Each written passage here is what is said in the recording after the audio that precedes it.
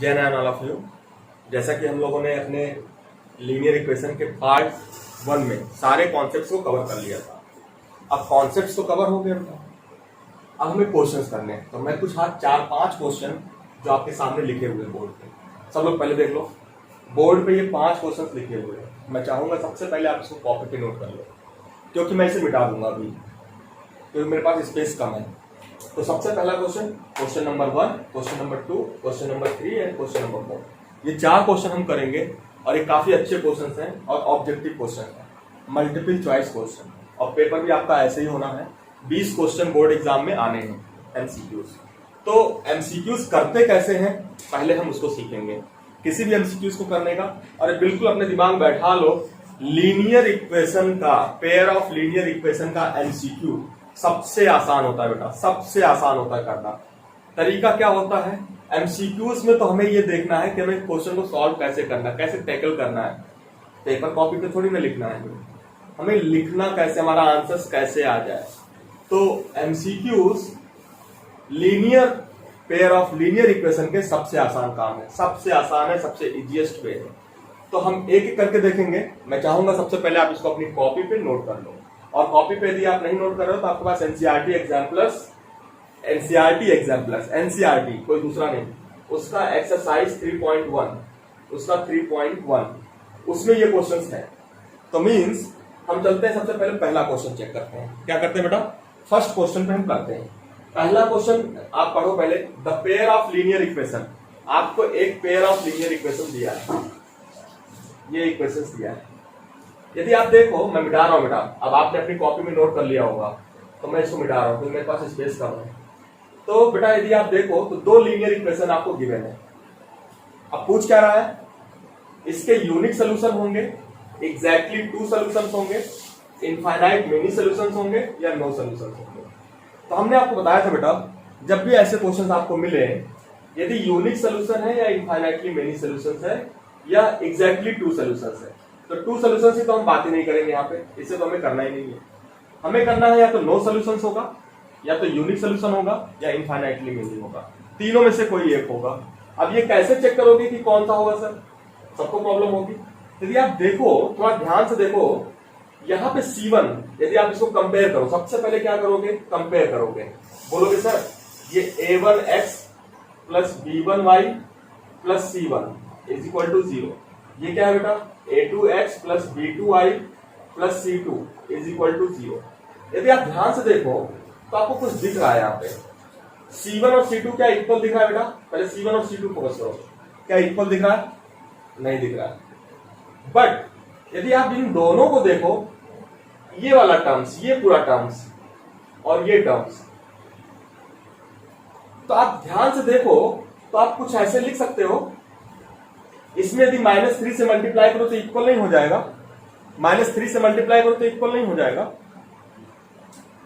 बेटा मैंने आपको बताया था, यदि किसी लाइन को आप इस तरह लिख लेते हो, L1 is equal to k times of L2 plus any constant, ऐसा कुछ कर देते हो तो क्या होगा बेटा? पैरेलल होगा, क्योंकि C1 is not equal to C2 पहले ही चेक कर लिया, C1 is not equal to C2। तो बहुत आसान है बेटा इसको करना। अब C1 is not equal to C2 and this equal to this, तो मींस इसका मतलब पैरेलल। और दूसरा जो आप बेसिक्स मेथड करते आते हो, बचपन से कर रहे हो, A1 की वैल्यू कितनी है ये आप करते आ रहे हो। A1 कितना है बेटा? सब लोग लिख लो 1। B1 कितना है बेटा? 2। C1 कितना है? A2 कितना है? -3। B2 कितना है? -6। क्या करना था? कोफिशिएंट ऑफ, याद करो lecture, coefficient of, ratio of coefficient of x is equal to ratio of coefficient of y। Ratio of coefficient of x is equal to ratio of coefficient of y। तो ratio of coefficient of x means -1/3 is equal to -2/6, both are equal. But अभी बोलोगे sir ये तो parallel भी हो सकता है, और क्या हो सकता है? कोइंसिडेंस। पैरेलल होगा तो नो सोल्यूशन, कोइंसिडेंस होगा तो इनफाइनाइट मेनी सोल्यूशन। फंस गए। फिर देखो C1 क्या लिखा है बेटा? C1 क्या लिखा है? C1 क्या है यहाँ पे 5, C2 क्या है 1, क्या इक्वल है? नहीं। बोलोगे सर इक्वल नहीं है। अब देखो बिल्कुल आसान सा तरीका बेटा, नॉट इक्वल तो मीन्स क्या होगा? ये पैरेलल। आपने पढ़ा था A1 upon A2 is equal to B1 upon B2 is not equal to C1 upon C2। But मैं नहीं कहता ऑब्जेक्टिव को ऐसे करो। ऑब्जेक्टिव करने का तरीका आपको डायरेक्टली दिख जाना चाहिए। कैसे दिखेगा ऑब्जेक्टिव? कैसे दिखेगा? सबको क्लियर है कैसे दिखेगा? बिल्कुल ध्यान से देखो कैसे दिखेगा ऑब्जेक्टिव। यदि आप ध्यान से देखो तो आपको यहां पे क्या दिख रहा है? x plus 2y। देखो x plus 2y, x plus 2y। देखो मैं फिर से लिख रहा हूं, एक बार फिर से इसको समझा रहा हूं। x plus 2y plus 5 is equal to 0। दूसरा क्या है? Minus 3x minus 6y plus 1। Parallel कैसे दिखेगा बेटा?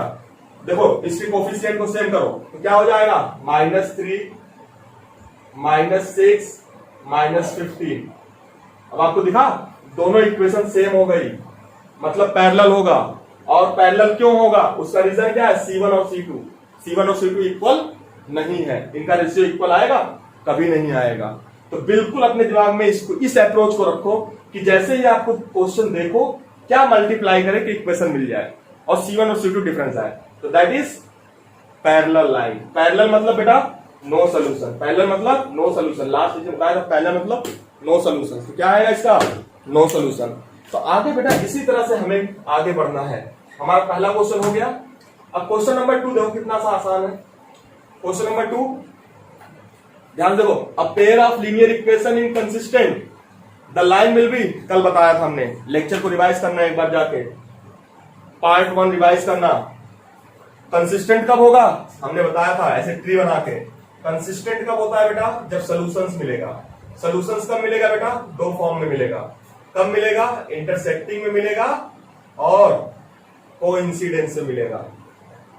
ये हमने करवाया था लास्ट लेक्चर में, याद करो। तो मींस आपका क्या होगा आंसर? कंसिस्टेंट कब होगा? ऑप्शन नंबर सी मार के आगे बढ़ जाना।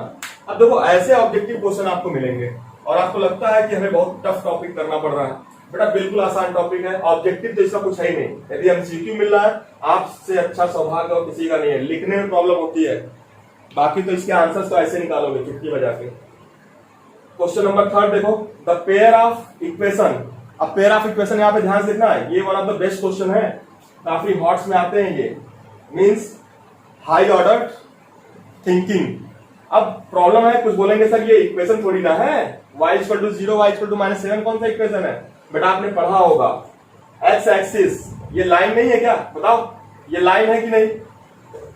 लाइन है ना, तो क्या लीनियर इक्वेशन नहीं होगा इसका?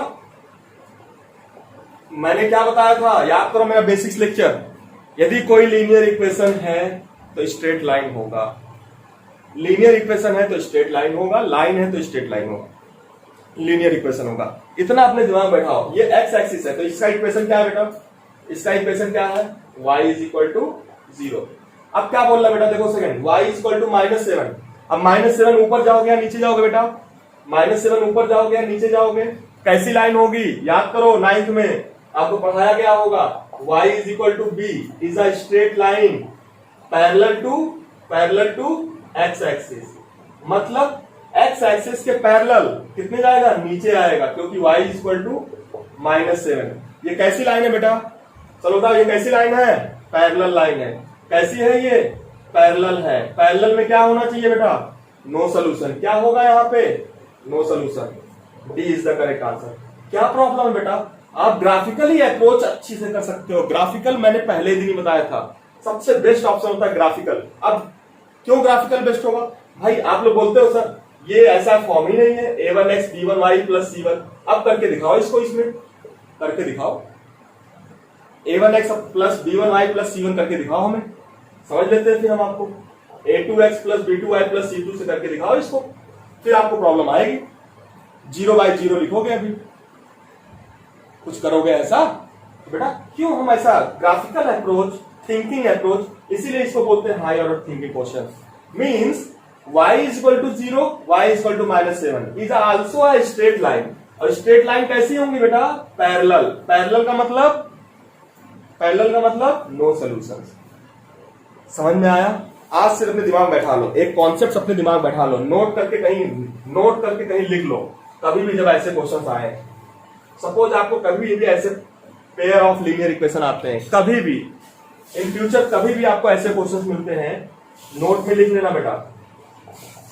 Pair of linear equation x is equal to a and x is equal to b. These are always parallel.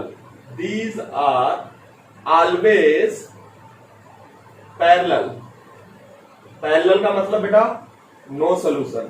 एक कंडीशन और लिख लो इसके साथ, नो सोल्यूशन। ये पैरेलल है तो नो सोल्यूशन मींस क्या होना चाहिए साथ में, a is not equal to b।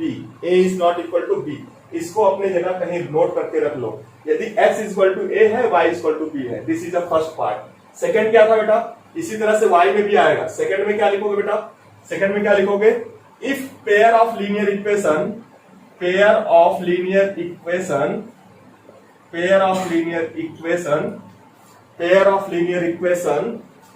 y is equal to a and y is equal to b, this should be also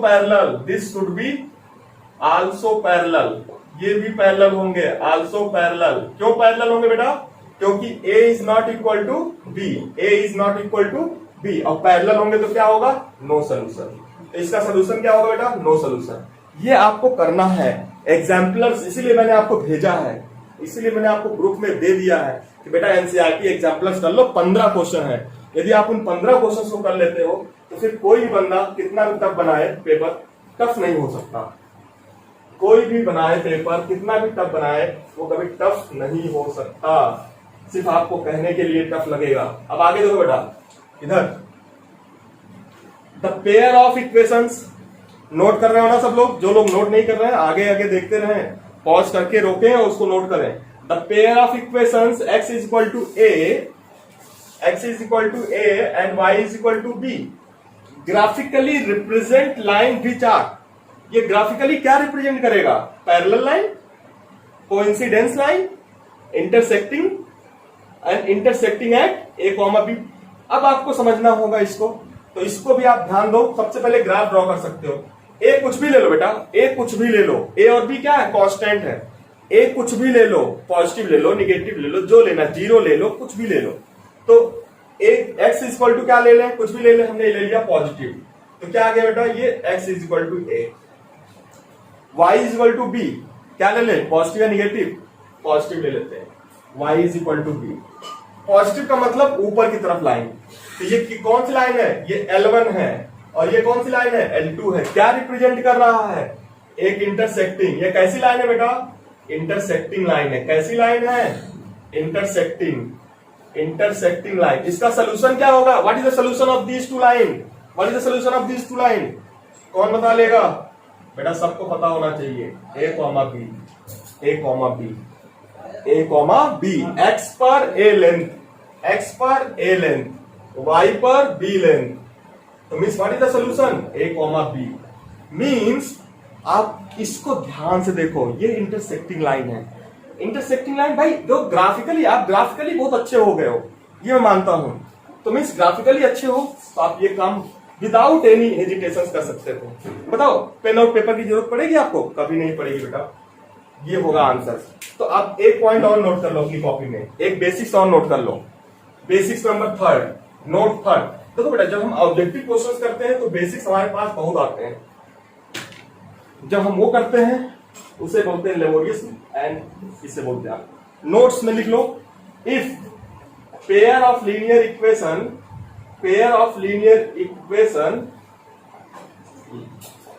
like as x is equal to a and y is equal to b, तो क्या represent करेंगे बेटा, ये represent करेंगे हमेशा, क्या represent करेंगे, ये हमेशा रिप्रेजेंट करेंगे इंटरसेक्टिंग लाइन मतलब एट a, b। कहां इंटरसेक्ट करेंगे, x यहां पे इंटरसेक्ट करेंगे। यह हमेशा होगा जब कभी ऐसा फॉर्म आएगा। हमने आपको 3 फॉर्म बताए बेटा, x is equal to a, x is equal to b, y is equal to a, y is equal to b। ये दोनों कैसी लाइनें होंगी बेटा? ये कैसी लाइनें होंगी? ये कैसी लाइनें होंगी? पैरेलल। कैसी लाइनें होंगी? पैरेलल। पैरेलल का मतलब नो सॉल्यूशंस। दूसरा हमने क्या बताया आपको? x is equal to A and y is equal to B. कैसी लाइनें हैं? कैसा लीनियर इक्वेशन है? बोलोगे इंटरसेक्टिंग है। कैसा है बेटा? इंटरसेक्टिंग है। इंटरसेक्टिंग का मतलब यूनिक सॉल्यूशन। क्या होगा बेटा? Unique solution. और what is the solutions? A comma B. बेटा ये सारे क्वेश्चन सिर्फ आपको फंसाने के लिए दिए गए हैं, लेकिन हाँ वही बच्चा कर पाएगा जो कॉन्सेप्चुअली स्ट्रांग होगा। ये मत सोचो कि यहाँ पे हम a1 बनाएंगे a1x प्लस b1y, आप उल्टा कंफ्यूज होके चले आओगे।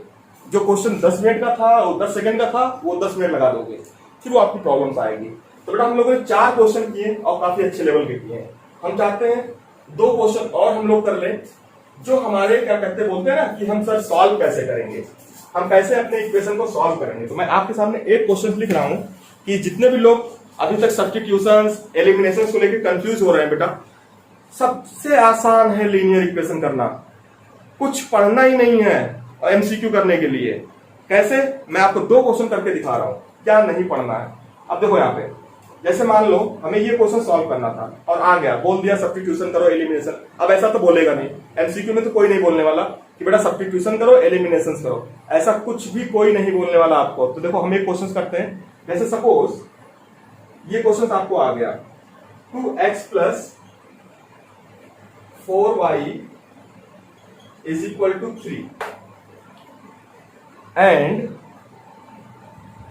12y plus 6x is equal to 6।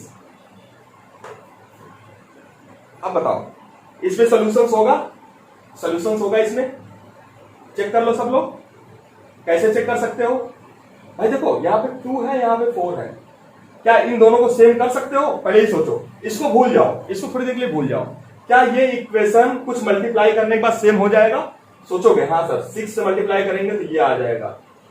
फिर बोलोगे नहीं सर 2 से मल्टीप्लाई करते हैं पहले, 4x होगा प्लस 8y। मुझे नहीं लग रहा सेम कर पाओगे इसको। चलो ठीक है, तो हम लोग इसका सोल्यूशन करें। तो सपोज सब लोग क्या करोगे? पहले जैसे मैंने बोल दिया एलिमिनेशन यूज करो। क्या करोगे बेटा? एलिमिनेशन से सॉल्व करना है। एलिमिनेशन से सॉल्व कैसे होगा बेटा? वही कांस्टेंट सेम करोगे, मींस फर्स्ट इसको बनाना, इसको सेकंड। First multiply by 6। हम देखो फर्स्ट मल्टीप्लाई बाई 6 नहीं करोगे बेटा, देखो 12y प्लस 6x है तो कितना करोगे? 3 करोगे। दूसरा माइनस क्या करोगे? सेकंड। मतलब पहले में 3 से मल्टीप्लाई किया, दूसरों के माइनस कर लिया, तो क्या हो गया बेटा? करो multiply, 6x plus 12y is equal to 9। नीचे देखो 12y plus 6x is equal to 6। अब माइनस करो, माइनस माइनस माइनस। अब देखो अब कुछ लोग करेंगे, बोलेंगे सर 6 12 मीन्स क्या आ गया बेटा? इधर 0 आ गया, इधर कितना आ गया? 3। क्या दोनों बराबर हैं? दोनों बराबर हैं? दोनों बराबर हैं? नहीं। क्या बोलोगे? No solution. कुछ समझ में आ रहा है? यदि ये बराबर हो जाए तो बोलोगे सर सॉल्यूशन होगा। क्या होगा वो हमें नहीं पता। बराबर है? नहीं है। और बराबर जब होगा तो क्या सॉल्यूशन होगा? इनफाइनाइट में नहीं होगा। मैंने पहले ही बताया बेटा C1 और C2 पे नजर रखना। ये बराबर है? नहीं। तो नो सॉल्यूशन का मतलब बेटा पैरेलल लाइन। कैसी लाइन है? पैरेलल। अब बताओ बेटा एलिमिनेशन किया आपने, कोई बोले सर सब्स्टिट्यूशंस कर दे तो क्या होगा? वही चीज फिर आएगी। तो चाहे एलिमिनेशन करो चाहे सब्स्टिट्यूशंस करो। अब बात आती है, एक इक्वेशन हम छोटा सा और डिजाइन कर लेते हैं यहीं पे फटाफट। x plus 3y is equal to 2। अब ध्यान देना, अब आपसे बोल दिया कि बेटा इसका सोल्यूशंस क्या होगा, इसका सोल्यूशंस क्या होगा। तो सोल्यूशंस क्या होगा आप लोग ध्यान समझना। 4 ऑप्शन आपके पास होंगे। कितने ऑप्शन होंगे बेटा? कितने ऑप्शन होंगे? 4 ऑप्शन। क्योंकि पेपर्स में केवल 4 ऑप्शंस आपको लिखे होंगे, ऐसे ए लिखा होगा, बी लिखा होगा, सी लिखा होगा, डी लिखा होगा, और चारों में से केवल एक ही सही होगा। इतना तो कंफर्म है, चारों में से केवल एक ही सही होगा। तो सबसे पहले यदि आप, अभी मैं आपको प्रैक्टिकली करके दिखा रहा हूं, आप बोलोगे सर एलिमिनेशन करेंगे, फटाफट करो। क्या करोगे एलिमिनेशन के लिए? 2 से मल्टीप्लाई करोगे सेकंड में और सब्ट्रैक्ट करोगे। क्या करोगे? ये चीजें सबको पता हो गई होंगी। 2 से मल्टीप्लाई किया, सब्ट्रैक्ट किया, तो क्या आ गया बेटा, माइनस माइनस माइनस, कितना हो गया बेटा, -2i और -1, तो क्या हो गया यहाँ पे, y is equal to 1/2। Then put कर दो वैल्यू उसमें, 2x plus 4 into 1/2 is equal to 3, 2x plus 2 is equal to 3, 2x is equal to 1 and x is equal to 1/2। अब दोनों वैल्यू कितनी आ गई बेटा, x 1/2 y 1/2। आपने कितना टाइम लिया, काफी टाइम लिया। अब सोचो हमें एमसीक्यू करना है, हमारे पास 20 मिनट है और 20 क्वेश्चन करने हैं, तो आपके सामने ऐसे ऑप्शंस लिखे होंगे, 1/2 1/2 1/2 0 1 2 और हो सकता है एक नन ऑफ दीज हो।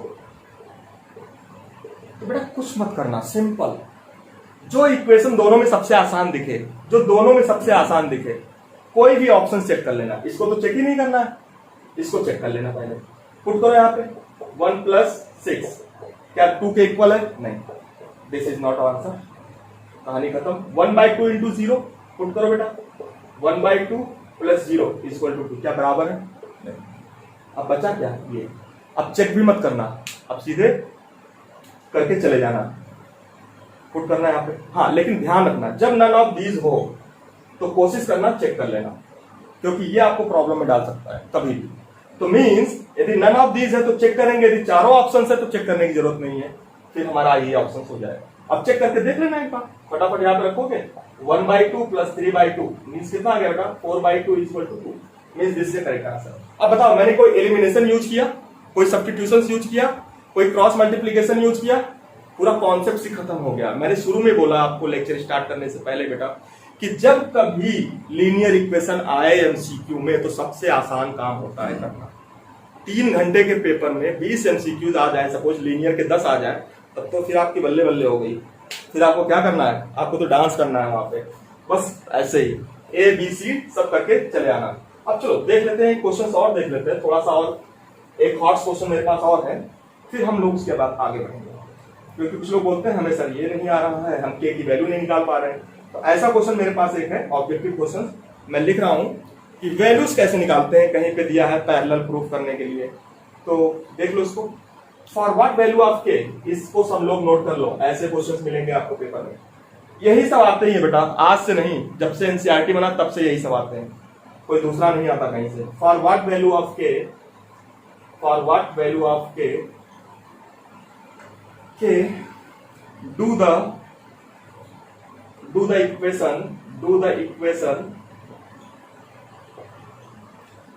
equation 3x minus y plus 8 is equal to 0 and 6x minus ky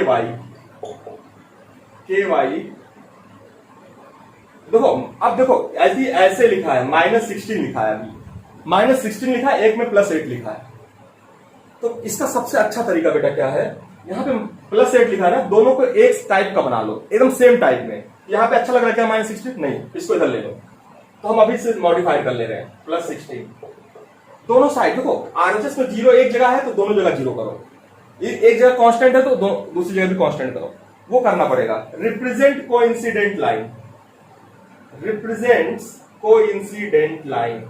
अब आपको सबको पता है कोइंसिडेंट का मतलब, रिवाइज करो अपने आप को, कोइंसिडेंट मतलब infinite many solution, infinite many मतलब दोनों लाइन सेम होनी चाहिए। कैसे होगा दोनों लाइन सेम, हाँ कैसे होगा बेटा, यदि पहले में 2 से मल्टीप्लाई कर दो, पहले में किससे मल्टीप्लाई कर दो, देखो विद इन 30, क्वेश्चन लिखने में ज्यादा टाइम लग गया मेरा, करने में टाइम नहीं लगा मुझे। इनफाइनाइट मेनी का मतलब क्या, सेम लाइन, ये लाइन दोनों सेम होंगी, बस ये लाइन दोनों सेम होंगी।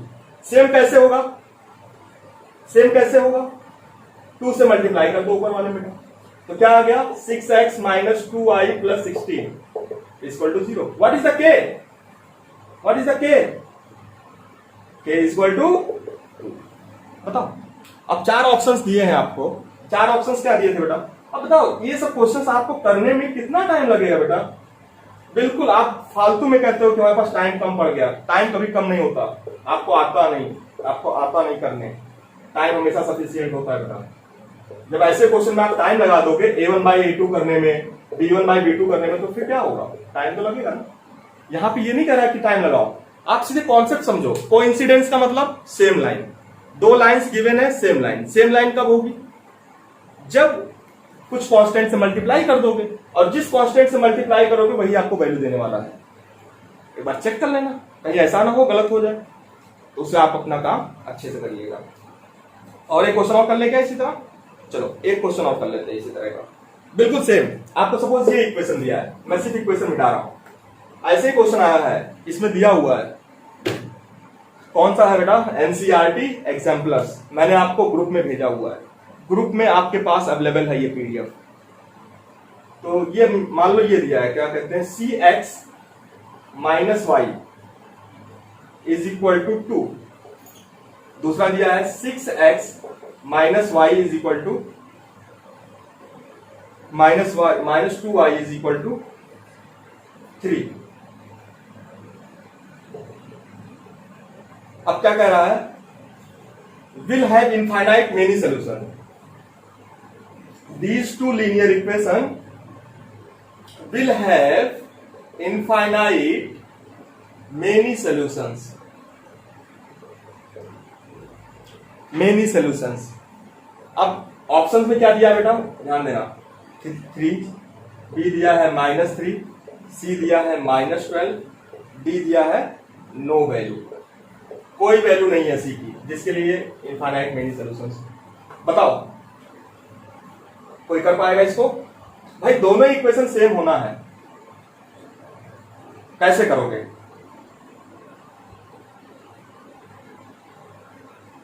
कैसे होगा? सोच के देखो एक बार। बोलोगे सर 3 रख दे, देख लो, 3x - y = 2। दूसरा क्या होता है आपका? 6x - 2y = 3। मैं यही बोल रहा हूं, कैसे ये आपका आएगा सी? मेरे हिसाब से तुरंत आ जाना चाहिए। आपको टाइम लग रहा है, वो आपकी बात है। -3x - y = 2।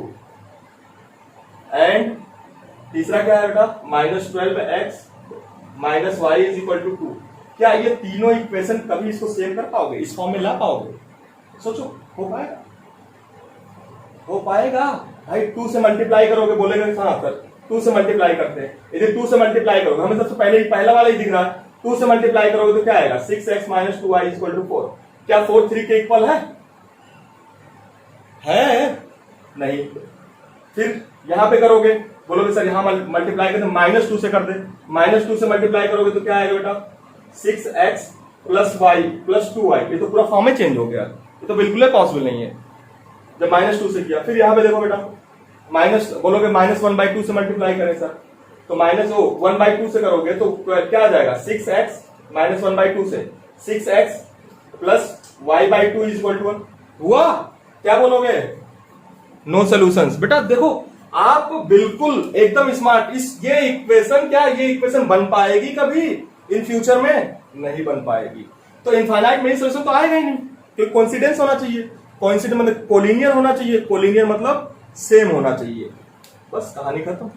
अब बताओ कितना टाइम लगेगा आपको सॉल्व करने में? तो सबसे पहले बेटा, जितने भी लीनियर पेयर ऑफ इक्वेशंस आएंगे, यदि सब्स्टिट्यूशन सॉल्व करने के लिए बोल रहा है, एलिमिनेशन बोल रहा है, कुछ मत करना, सिंपल।